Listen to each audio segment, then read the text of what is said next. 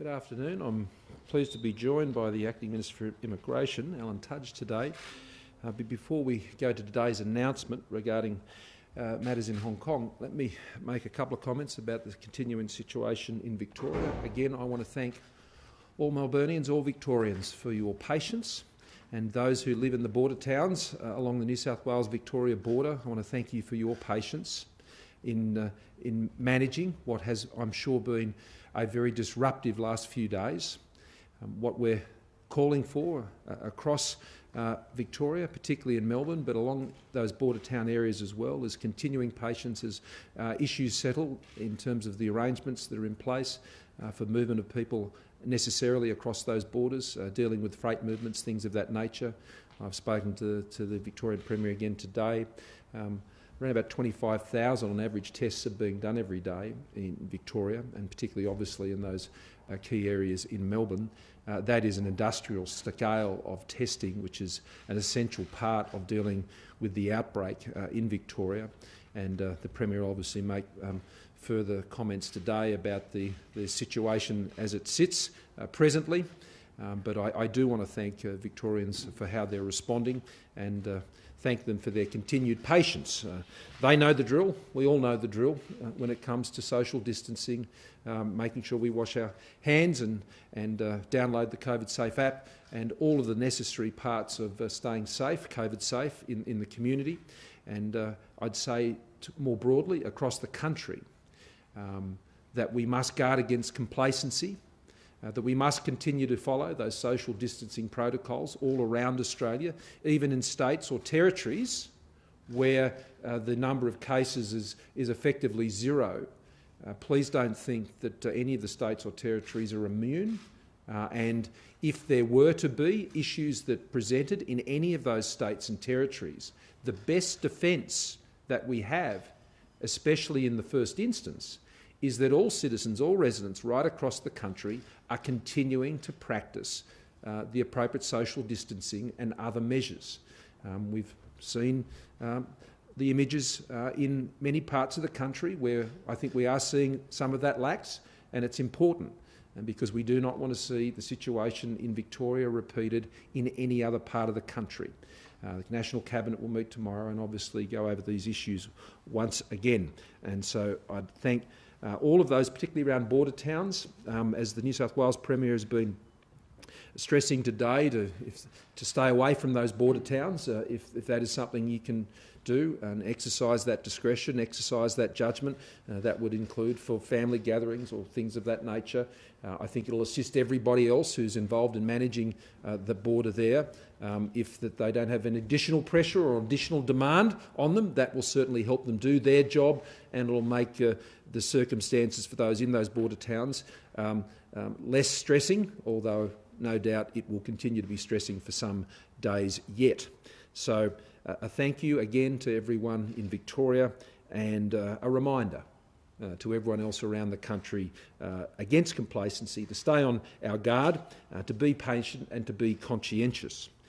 The purpose of being here today, though, is to make a number of announcements that have been considered and agreed by the National Security Committee of Cabinet, and indeed by the Cabinet earlier this week.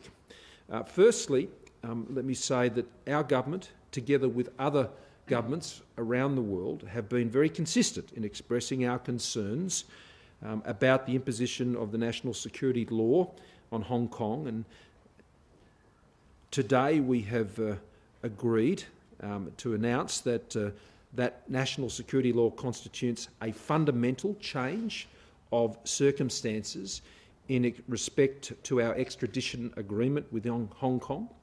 And so Australia today has taken steps to suspend our extradition agreement. We have formally notified Hong Kong and advised the Chinese authorities. I also note that our travel advice for Hong Kong has been updated, and would encourage Australians to refer to that travel advice. The other issue that we are addressing is one that, as a result of changes that have occurred in Hong Kong, that there will be citizens of Hong Kong who may be looking to move elsewhere, to start a new life somewhere else, to take their skills, their businesses, and things that they've been running under the previous set of rules and arrangements in Hong Kong and seek that opportunity elsewhere. Australia has always been a very welcoming country to such people from all around the world, and our immigration system is the best in the world. It has the best controls, it has the best targeting, it has the best focus, and immigration as a result has been a pillar of the strength of our nation, not just our economy but our society as well. We are a great immigration nation. I would argue we are the best, and many countries have learned from our success in managing immigration in the national interest, and we will continue to do that. But our immigration program provides some particular opportunities for those who have been living as citizens in Hong Kong, and around 10,000 or thereabouts of Hong Kong citizens and residents are currently in Australia on student visas or on temporary work visas. What we've agreed to do is we've agreed to adjust the policy settings to ensure that for skilled and graduate visa holders, we will be extending visas by 5 years from today, with a pathway to permanent residency at the end of those 5 years. Now that means if you're a current or future student, you will be able to stay for a total of 5 years once you've graduated, with a pathway to permanent residency at the end of that period. Now, if you're a temporary graduate or skilled visa holder, your visa will be extended to provide an additional 5 years from today, in addition to the time you've already been in Australia, with a pathway to permanent residency at the end of that period. And we will also provide a 5-year visa with a pathway to permanent residency for future Hong Kong applicants for temporary skilled visas, subject to meeting an updated skills list and appropriate labour marking testing. We will also put arrangements in place to ensure we focused on Hong Kong applicants to study and work in regional areas to help address skills shortages in those areas, with express pathways to permanent residency as already applies after 3 years. We will also look at new incentives and arrangements to attract export-orientated Hong Kong-based businesses to relocate to Australia, particularly where they have a strong potential for future growth and employment of Australians. So for existing temporary work visa holders, student visa holders and graduate student visa holders, they can be here for 5 years. 5 years. And that is an extension from their existing arrangements that they would have now. Some of them would be some way into their current visa. They're already here, another 5 years. Those who are looking to the end of their study, and they would normally get 2 years, that will be extended to 5 years. And the other part is, of course, through our Global Talent Program, to be working with states and territories, and I'll be discussing this with states and territories tomorrow at the National Cabinet, at ways where if there are businesses that wish to relocate to Australia, creating jobs, bringing investment, creating opportunities for Australia, then we will be very proactive in seeking to encourage that and to see that business activity, those jobs, created here in Australia. Now, I want to stress that we are not expecting large numbers of applicants in any time soon. What we have in place is the normal application mechanisms for these visas. The same rules apply to getting a student visa. The same rules apply to getting a temporary work visa. The same market testing restrictions are in place in terms of labour market testing for the awarding of temporary skilled visas. All of that remains the same. What we are doing is extending the opportunity for those visas out to 5 years in total, and looking to recruit, if you like, other businesses that may become footloose as a result of the changes that have occurred in Hong Kong. And I imagine there will be many other countries in the region and around the world, indeed, that would be seeking to attract those businesses to Australia, and talented applicants as well, as they make their own decisions about where they wish to live in the future. Australia will be part of that group of countries, which will be both encouraging, welcoming, and taking steps to ensure we're actively engaged. And so with that, I'll hand it over to the Acting Minister for Immigration and many other things, Alan Tudge, and ask you to go through the details. Thank you. Well, thanks very much, Prime Minister. As you'd be aware, Hong Kong has immense global talent and great businesses there, and we want to attract more of them to Australia because that will generate more wealth and more jobs for Australians. Now, we already do very well in terms of attracting people from Hong Kong, but today we're outlining some further opportunities for skilled people, for entrepreneurs, for significant investors and for businesses to come to our country.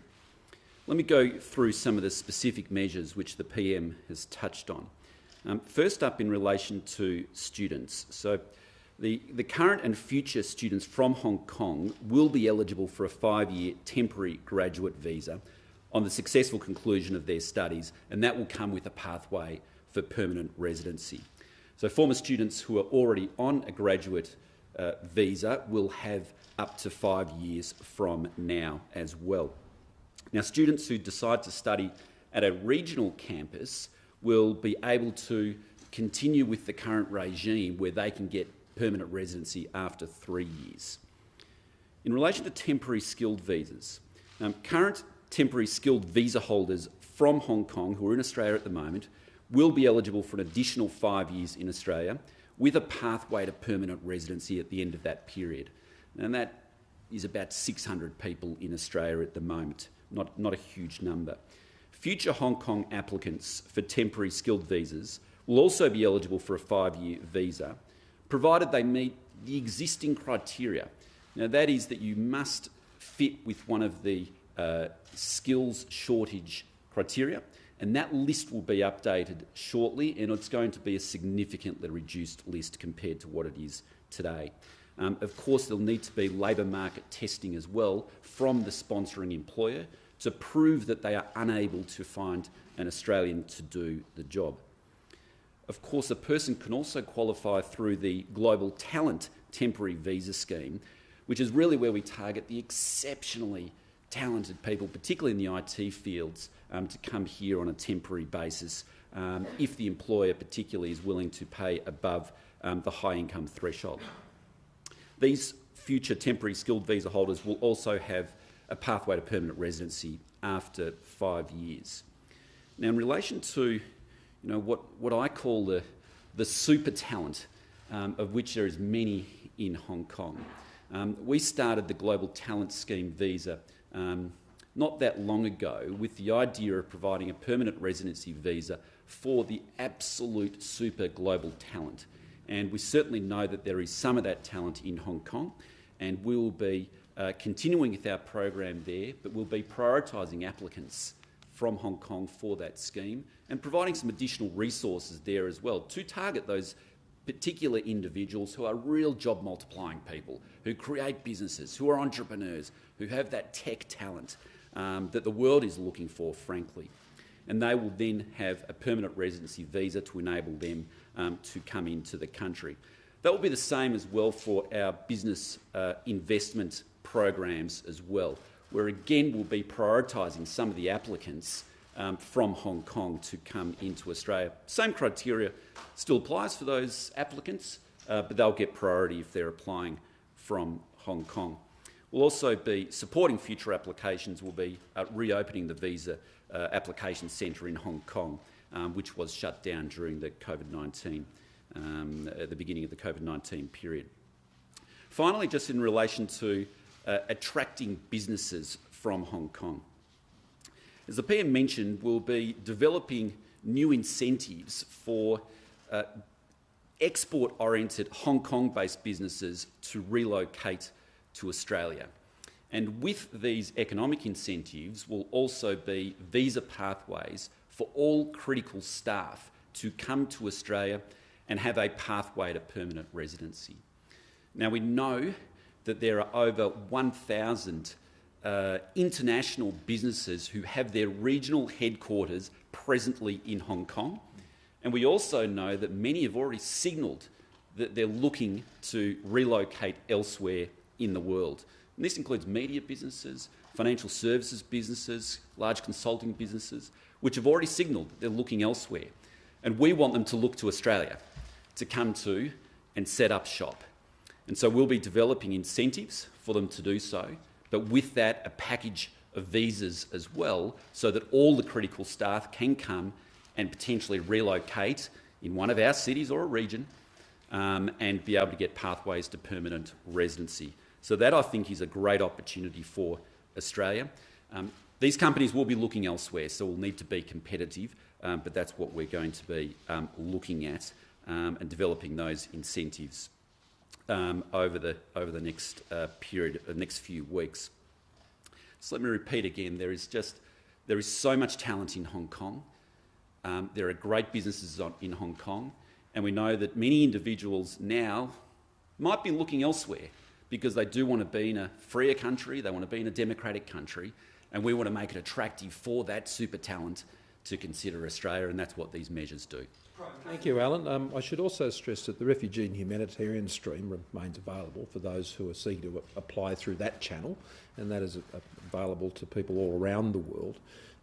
What we're announcing here today relates to the existing components of our immigration program, and this will all be accommodated very comfortably within the existing caps that we have on the overall level of visas for permanent residency into Australia, and that is particularly the case because of the significant decline in intake that has occurred because of COVID, and we don't expect that to change quickly, and so there is ample room. But I want to stress again that this is being done with continued strong labour market testing, and this is about creating jobs in Australia. Prime Minister, in making these dual announcements, both the visa arrangements, but critically also the suspension of the extradition agreement, what statement is the Australian government making about China's adherence to one country, two systems principles? And if it is a system fundamentally defunct now, where does that leave other agreements with an autonomous Hong Kong, even the free trade agreement? Well, our decision to suspend the extradition agreement with Hong Kong represents an acknowledgement of the fundamental change of circumstances in relation to Hong Kong because of the new security law, which in our view, and this is not just our view, this is, I'd say, a shared view of many countries, it undermines the one country, two systems framework and Hong Kong's own basic law and the high degree of autonomy guaranteed in the Sino-British Joint Declaration. That was set out there, and that is a matter of public record from Australia's point of view. What we are announcing here today, both with the extradition agreement, there's an updating to our travel advice, but in particular what we're doing here in the visa arrangements is recognising that that has taken place. And so Australia is adjusting its laws, our sovereign immigration program, things that we have responsibility for and jurisdiction over to reflect the changes that we're seeing take place there. Prime Minister, do you expect this is going to put any extra pressure on international arrivals? I know yesterday you were saying there's not a good case for any redistribution of arrivals to WA, from WA to other states. Will WA see more arrivals, not less? Or are you considering, the prioritisation of those who are overseas? Maybe people who could have come back 3-4 months ago are going to have to wait a lot longer to do so in the future to start taking that pressure off states regarding those international arrivals? Well, I'll be doing exactly what I said I was going to do yesterday. Tomorrow I'll be taking to the National Cabinet a proposal that would ease the pressure on our points of entry, whether that's in Sydney or Perth or Brisbane or Adelaide in particular. Those four ports are the ones that are taking the majority, or all, I should say, of those returning Australians. New South Wales by far and away the most, and all of this will be accommodated within those restrictions.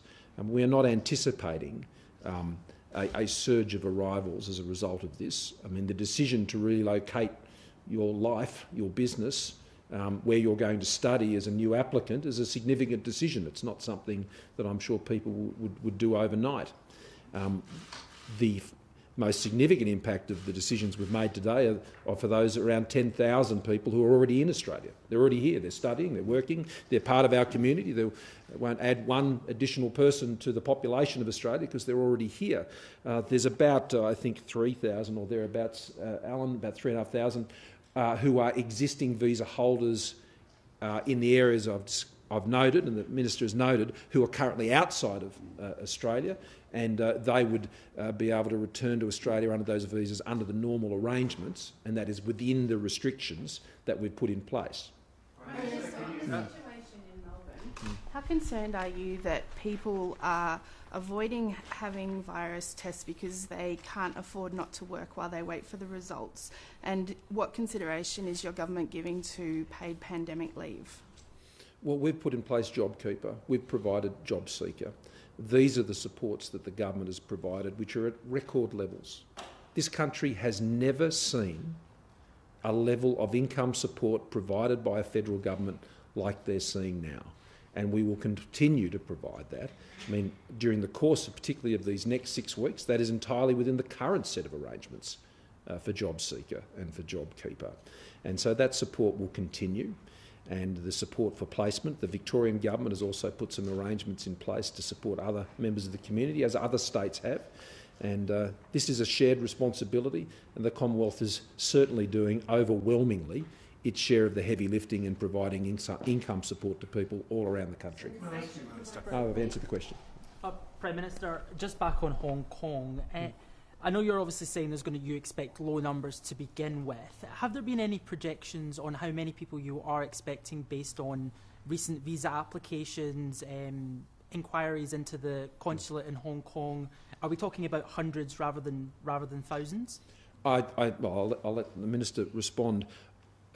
Shouldn't draw any, I suspect, parallels between what Australia is announcing here than with what you would have seen announced in the UK, for example. The UK has a very special relationship with Hong Kong and a very special set of responsibilities, and they're talking about numbers which are not in contemplation in Australia, or we're not seeing anything along those lines. As I say, most of the changes will impact on those who are already here in Australia, and at this stage, having just announced it, there's no indication, obviously, as of yet, about the level of interest, but I would be very confident that it will be able to be accommodated within a reasonable, whether it's hundreds or we're certainly not talking about tens of thousands or anything of that nature. We're talking at a modest level, I would have thought, and if it were to ramp up over time, then we would make whatever adjustments we had to ensure that could be accommodated and absorbed. But Alan? I'll just add further to that. I mean, in a typical financial year, we'd have about 4,000 people from Hong Kong who would arrive, and about 3,000 of those would be students, and about 1,000 who would be in the temporary skilled or graduate visa, or temporary skilled categories. Is this going to change markedly? It's difficult to say, but obviously the limit is still going to be on the quarantining arrangements here. I mean, the students aren't coming into the country until we've got those situation opened up, where we've had the pilots and etc. But it also points out that these aren't things which will happen overnight, because you have to put in your application, that needs to be processed, you need to get your affairs in order.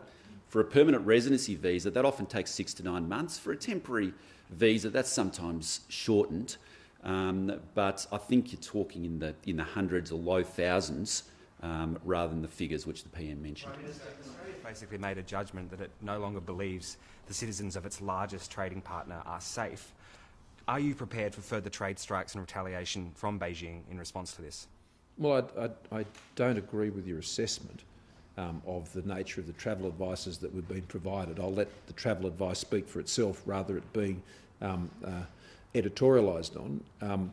And those are matters entirely for the Chinese Communist Party government. They're not matters for Australia. We will make decisions about what's in our interests, and we will make decisions about our laws and our advisories, and we will do that rationally and soberly and consistently, and that's exactly what we've done, and we will continue to do that on that basis. In regards to Victoria, there are growing claims that the Victorian government chose to use security guards to guard hotels in order to cosy up to unions. Can I ask you what your thoughts are in regards to that?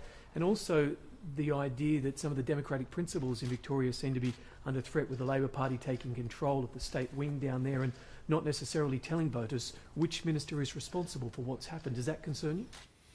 Well, as my practice in relation to what's been happening in Victoria is the same that I've applied in other states when they've had troubles. I haven't seen myself as a commentator on those state governments. I've seen myself simply seeking to help them deal with the problems that they've had. And there have been challenges in other states before Victoria, admittedly not as significant as this, but I never found it terribly helpful to get into a commentary on those state governments. It was much better, I think, for me and my government just to provide them every support we can. Now, I can understand that many people in Victoria will be feeling very frustrated at the moment, and many are very angry, and I'm aware of where they're directing that frustration and anger, but it won't help the situation if I were to engage in any of that. I have a good working relationship with the Victorian government, and it's our job just to work together to solve this and to get on top of it, and we'll continue to apply our resources to that end. Now, as is a matter of public record, the Commonwealth has made available the offer consistently about ADF support in Victoria to assist with any of the tasks, which included quarantine if that was what they wished. But ultimately, state governments have got to make decisions about how they want to use those resources and deploy those resources, and of course they're accountable for the decisions that they make, and who they contract to do the job is a matter for them, and they've got to explain those decisions in their jurisdiction like I have to explain the decisions I make in ours.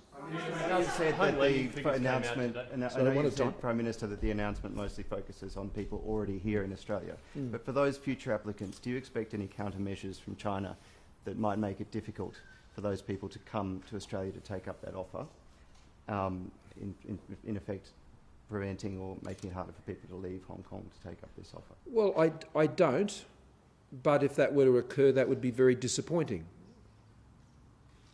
Home lending figures came out today. Sorry, home lending figures came out today. Right. Huge plunge, double-digit plunge. This is a time with record low interest rates as well. We've also seen a couple of months of sliding house prices. Do you have any concerns about the housing market, and what can the government do to avoid a house price collapse? Well, the thing about the Australian housing market is that demand has always outstripped supply, particularly in those markets which have been most heated. And we're talking largely about the eastern seaboard markets there. I mean, the situation in Perth and Adelaide has been a bit different, but even down in Hobart, more recently we've seen an undersupply of housing and oversupply demand. And that has always been what's driven the housing market. It hasn't been driven by speculative investor bubbles or speculative credit, things like that, which we've seen occur in other countries. And I think one of the problems about the commentary on the housing market is too often the analysis has appropriated the conditions of other places and applied them to Australia, and that application has been completely misguided. Of course you're going to see a resistance, a concern amongst consumers during the time we're experiencing right now. It would be surprising if we did not see that. But I think fundamentally the structural position of the housing markets in Australia would tell a far more stronger tale in terms of their resilience. That's why I welcome particularly yesterday the decisions by the banks to be able to continue to roll over and defer payments in relation to debts. That's important. That's one of the many changes that have been important to date and will be important later in the year. And we're working through very similar issues. So I think it would be presumptive or a little premature is probably the better word, to be making medium or even short-term forecasts about the Australian property market at the moment. I think we'll see issues work their way through, and this is why it's important that we continue to deal with these crises as a dual, that is, economic and health. Getting on top of the health supports the economic performance and vice versa. And that's why around the rest of the country, which isn't in isolation, it's important that we continue to open up our economies between states and the trade and commerce that takes place between states and territories, because that's how the jobs come back. Now, jobs come back, then the strength of markets, particularly housing markets, is supported by that. I'm encouraged that in the housing markets in particular, that those who have taken advantage of the opportunity to draw down on their super balances I'm advised by the banks that many have actually put it into their mortgages to improve their resilience in the mortgage, with their mortgage and in the housing market, and that strikes me as a fairly common sense thing to do. Minister, Greg Hunter said that 7 out of the 8 states and territories have done hotel quarantine well. So